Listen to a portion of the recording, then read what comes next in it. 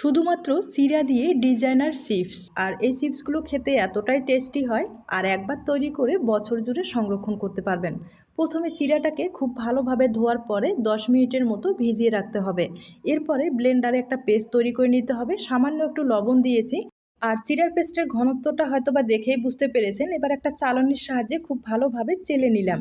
চিড়ার পেস্টটা একটা পাত্রে ঢেলে দিলাম। আর 5-7 মিনিটের মধ্যেই কিন্তু এটা ঘন হয়ে আসবে। ঘন হওয়ার পরে তাড়াতাড়ি কিন্তু নামিয়ে নিতে হবে। ঠান্ডা করার পরে এভাবে ডিজাইনগুলো তৈরি করে নিতে পারেন। আর এই ডিজাইনগুলো একবারে সহজ, যে কেউ দেখলে তৈরি করে নিতে পারবে। তাছাড়া দেখতেও কিন্তু ভীষণ সুন্দর।